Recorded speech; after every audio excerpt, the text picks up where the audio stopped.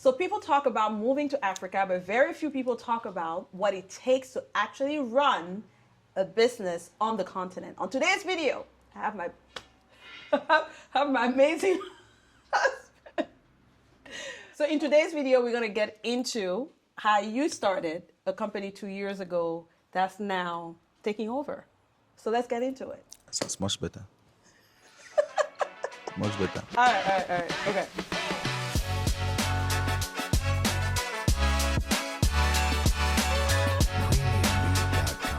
The first question is, how did you come up with starting a security company? Because a lot of people watching are wanting to relocate, right? They send us emails, DMs, all the things, and they're trying to figure out what's the right business. That's the number one question we always get is, what business can I start in Gambia or in Africa? So how and what made you decide that you wanted to do, of all the things you could do, that security was the thing you wanted to start? I think, first of all, we want to say that that's not the first business we started. That is true. Right? So I don't know that there was a plan. Coming here, let me put it this way. Coming here with my background, if you had told me that I would be in a security business or private security space, I would have said, hell no. It's not even close. So I think it came as a result of a need. And I think that's how good businesses should start, right? We got robbed, right? Mm-hmm. We got robbed by someone who was living within the compound, who was supposed to be our security. Mm-hmm. And then after that, we started using, the other security companies that were available. We decided to go professional and use an actual security company. And the experience was just so bad that I saw it and I thought I identified a need for a security company that runs with integrity, they communicate effectively. I mean, I don't know if we should go and talk about some of the issues that we had with the companies we're dealing with. I'm not going to name them because it's not personal, but the service was just unbelievable. So I basically decided to start a company like that and run it the way I would have wanted my guards to operate. Mm-hmm. And I think that's what we did. And fortunately, it struck a chord with a lot of other homeowners here and business people, and that like the kind of work that we're doing so far. We're not perfect. It's not a perfect system because there's so much more that goes into it, which I'm sure we'll go into it, in this video. But yeah, I think it came up with that need, and then there was also a need for me to find something that I could do here on the ground and make money. You put those two together, I think that's how the idea was birthed.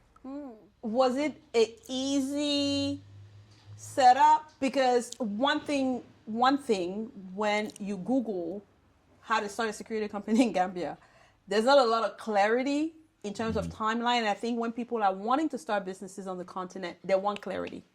Especially if you're in the US, because everything it's 3 steps to your LLC, 2 steps to this, 5 steps. Here's the link. Here's how much it's going to cost. It's clear. But then when you Google how to do that here, whether it's a security company, whether it's real estate, whatever it is, it's not always clear, or what you see online and the reality doesn't match. So how was that process for you?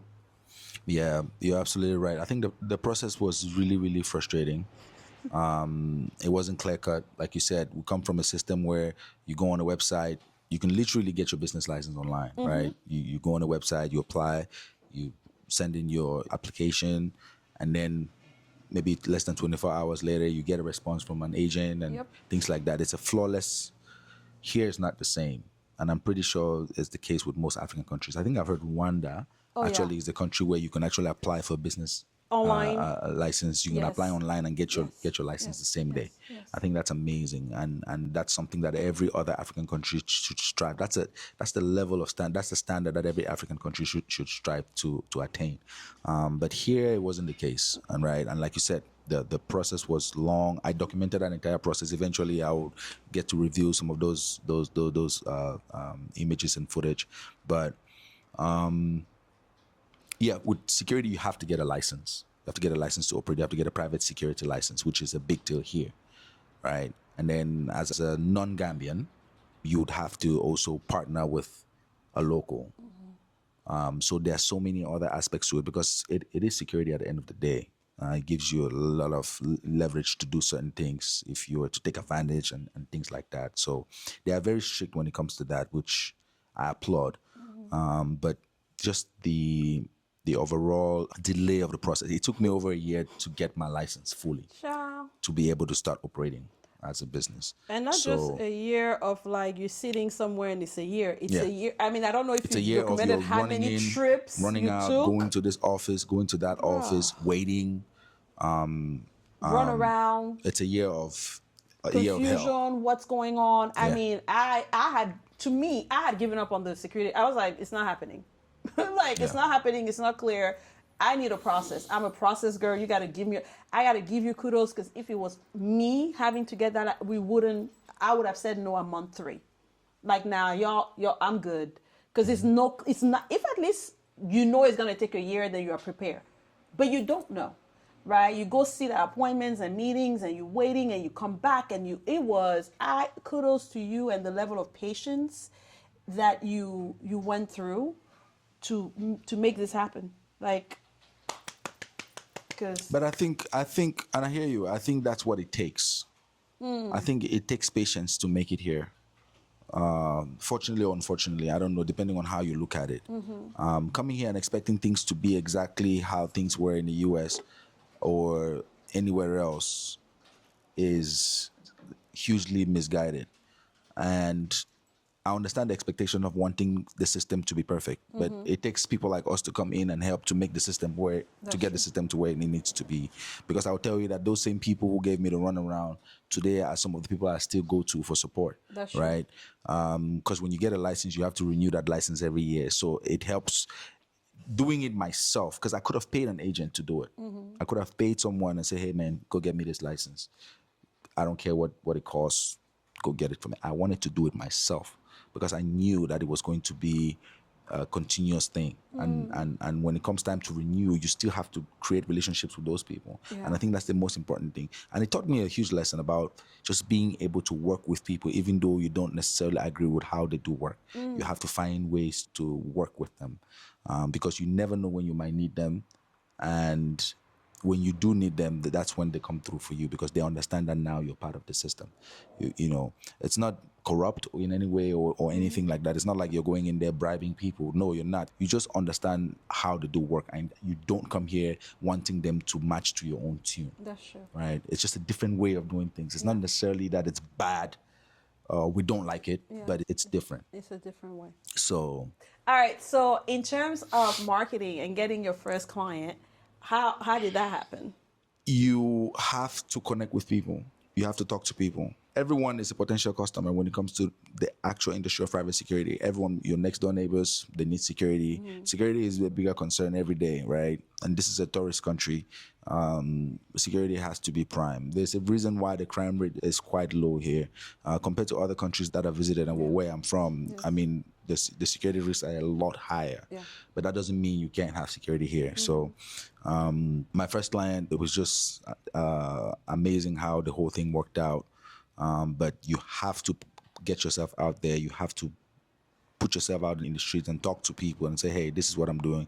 Go to businesses and say, this is the services that I provide, and this is what separates me from everyone else. I think for the most part, that's what it takes. And then you do a little bit of marketing, you can potentially take over, because no one is doing any marketing. But digital marketing. Really right. But then again, you can see why. A lot of deals are done through handshakes. Yeah. Right? People meet each other in different places, they discuss, and then before you know it, boom, you get a phone call. You get a phone call. So that's just the way things work here. Okay. What would you say is the real challenge of managing 60 men and counting? What has been, I know there are many challenges this morning already. We're shooting this on a Monday morning. By 7 a.m., you were already shouting from bed. And I was like, bro, right? So I don't know. What are the top 2 or 3 challenges that you would say of running? And are these challenges specifically because it's in Africa? Like, are these African-based running? In other words, if you were running the same company in the U.S., would these challenges, would you say, would they be similar, or are they unique of the fact that you're running it in Gambia? That's a very good question, and how you framed it. I think it's a yes and a no. Okay. There's some aspects of it I think it's because of the culture. Some aspects of it is because of the type of business that I'm operating, right? Let's talk about the second part of it, which is the type of business I'm operating. This is a security company. It's private security. It's not necessarily something, you don't necessarily need college graduates to do this type of work. So you're dealing with mostly a class that is not necessarily the most educated. They are, in most cases, not really doing very well, in their lives financially, and and things like that. So these are kids that are looking, that they're struggling, they're hustling, they're looking to get something to get ahead. People usually in that class don't necessarily plan for the future, right? That's not their lifestyle doesn't permit them to do that. The way Survival mode. they're in survival mode. Let me put it that way. Exactly. So when you're working with that population, it can be very, very challenging. They don't have a good sense of work. They don't understand, punctuality, time, coming to work on time. Things are happening in real time while they're still trying to go to work. They have real challenges, like not being able to pay their transport to get to work, and things like that. So when you take all of those factors into consideration, and you couple that with the fact that it's security, where if you sign a contract with the client, someone has to show up, irrespective of what's happening. It's like working in a hospital. Yeah. It's almost the same thing. Yeah. It's not enough for you to just be sick and not show up. Yes. So there's that clash. So on one end, I empathize with them, I understand, I try to mentor them and things like that. But on the other end, you have to draw the line. You have to draw the line, and that's what I struggled with in the beginning. But I think I'm getting to a place now where I understand it. I'm constantly hiring to make up for that, because the turnover rate as a result is high. If you go to the US, you would see a similar situation. That's if true. you work at McDonald's, right? If you work at a grocery store, Yes. you will usually see that it will be if you talk to the managers that run those institutions, turnover is they high. go through the same thing. So it's a yes and it's a no. That makes sense.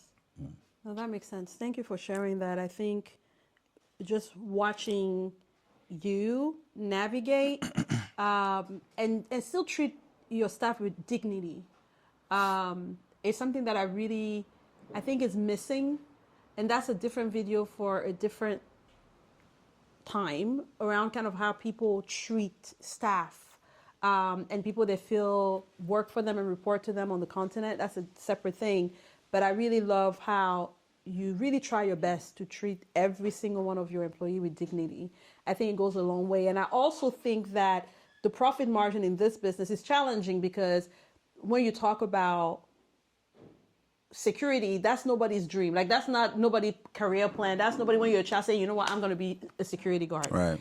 And so even if you wanted to incentivize them with saying, hey, I'm going to pay you a lot of money so that you can really have dignity in this job, and you see it as a career path, the market caps you at how much you can charge. Exactly. And so you're almost between a work and a hard place, paying better than probably, I'll say 90% of the other security companies, which then means that you have less to be able to do the other things you actually need to do and turn a profit. And it's a very challenging, unlike for me, who is a business coach and is online, where it's a product. And so that's a kind of different, it's different than what you deal with in real time. And, there have been times where somebody's sick. It's not payday, but he's sick. He's throwing up blood. Like, how are you going to not be a human in that situation? And so there are a lot of unique challenges that I never really thought about when we're talking about starting a business. And I think some of those challenges are not in the US. You're throwing up blood, go to the ER. You're not calling, first of all, it's not my problem. Show up or don't. It's very much black and white. But here, it's very difficult for it to be black and white, because we talked a little bit about kind of mistakes. Is on the continent, there's no, you are it. There's no like safety net that they have outside of you. You understand what I'm saying? So you are it. You are who they're gonna call if they're sick. You are who they're gonna call if they don't have transportation money. If their mom died, their daughter is sick. Like you are playing the role of the CEO, but also the government in some ways. Like you are the safety net, and bringing that kind of like American view of business here wouldn't work. You'll be out of business. Yeah. But it's also then trying to figure out that just middle, because what will get you out of business faster than anything is running out of money. And I think that's a challenge that I've seen you try to navigate daily. Yeah, and it's a challenge that I'm still trying to navigate. I'm still learning how to be an entrepreneur in Africa, on this continent, because you have to, in a way, create your own system, right? And figure out what works for you. Because like you said, the first approach was leading with so much empathy to the point where it stresses you out. Yeah. You take on the problems of your staff, and that's not healthy. And then the second part is understanding when they're actually taking advantage of you. Yes. And not just, they're using your leniency and taking you for granted. There's that aspect of it as well. And then there's also the other aspect of just cutting out. No crap, no BS, no emotion. Yeah. It's business. Take it for what it is. So you have to find that balance, whatever helps you to, sleep at night. But I think another thing too, that because we grew to a higher number so fast, That's true. that I don't know that we were ready. I don't know that the foundation was strong enough. Because in the beginning, I was running it by myself, and then I had, Austin, and then now Ibrahima. And then it gets to a point where it's bigger than just me and Ibrahim, and now we have multiple field marshals or field supervisors Field marshals. doing some of the things that we were doing. And I just have to focus on retaining clients and bringing in new business. But it's very, it's a balancing act that you have to find. But I think one of the things that keeps me going at it is because, like I said, I think we discussed this in the previous videos, being purpose-driven versus being profit-driven. As much as I like profit, I'm more about purpose, because it feels a need for me. It's one of the reasons I moved back to Africa. It's not just to make money, but it's also to empower the youth. Yes. And be a part of what's happening here, be a part of the change. You cannot be a part of the change and then you're the one coming here and instilling pain on people. So before starting the business, I had to look at the market. What are the other companies that are out there? What are they paying? Oh, now I see why these guys don't like to work. Now I see why these guys don't take work seriously. They're not paid. I mean, it's not even a decent wage, right? And then when you think about what I'm paying them, which is, like you said, on the high end, I have to give up what I can potentially profit. Yeah. But to me, building good workers and keeping them for a long time is so much more important than making a quick dollar here, and then you have to deal with the headache of constantly hiring and constantly hiring and constantly hiring and firing and things of that nature. And I've learned that works. Yeah. So I made a decision I wasn't going to go below a certain threshold for an entry-level position. And then the ones that you can save, you save them. The ones that you can't, you have to recognize them and then cut them loose when it's really time to cut them loose. So those are the things that I'm learning as time goes on. You're doing a good job, babe. The final question is, what's the one thing you wish people in the diaspora understood before starting a business in Africa? One thing? A few things, okay? He's like, I can't give you all one. Yeah, because there are many things. Okay, what are the few things? I think just understand the culture, understand the people where you are, and don't approach it from a diaspora perspective. Don't come here and say, oh, we have this over there, so this is going to work here. That's not going to work for the most part. Everyone who has tried it has failed. Yep. Come in saying, okay, there's a need for this here because they could use it. If you can identify that, I think you'll do well. And then also, it's really about where you are. What's the spending power of that particular environment? If you're in Gambia is one of the poorest countries in the world. So I'm not going to do well here selling a product, a high ticket product. It's probably not going to do very well here. And not only that, there's not a huge population. We're talking 2 million people, right? majority of whom are poor, so they can't afford my services. So I'm really niched to a point where I have to deal with a certain caliber of people who can afford such services. So there's only so much I can do with this particular business, but find a way to find a business that can be consumed by most people. Now, it depends on where you are. If you're in Lagos, you're dealing with 3 billion people. Hey, the door is wide open, right? If you're in Ghana, if you're in Senegal, and things of that nature. But so it's really down to where are you, Yeah. right? Location, location, location, and then look at what that need is in that particular area, and then go into it. And then don't worry about competition. Just make yourself different. That's what we learn to be in America: individuality. Who are you? So insert your personality into your business, Yes. and it will speak for itself. Absolutely. Welcome the competition. Yeah. Okay. Awesome. Well, anything else before we wrap this video You up? only had 3 questions for me? How many questions do you want? Oh, okay. I think we If covered a think lot we've covered then. everything, I think that's perfect. Yeah, no, I think That's perfect. we covered the heart of. Yes, I think we covered the heart of it. And for what it's worth, you want to find out more about that, I have a video on my channel as well where I talk about some of the challenges that I face as an entrepreneur here running a business. I think I dive into more reasons. So we'll link that Okay. on this in the description so that they can also follow that up. Absolutely. Well, thank you so much, Mr. Kimu, Thank you. for being part of this and for doing an amazing job keeping the country safe. And we pray for more contracts and more staff and more and additional business ventures because, like I said, you are a servant leader and there are not a lot of servant leaders out there, and you are doing incredible work and helping a lot of people. So very proud of you. And yeah, guys, comment, like, subscribe, and turn on your notification for more videos like this. And if you want me to bring my husband back for more videos like this. Bye, guys. Bye.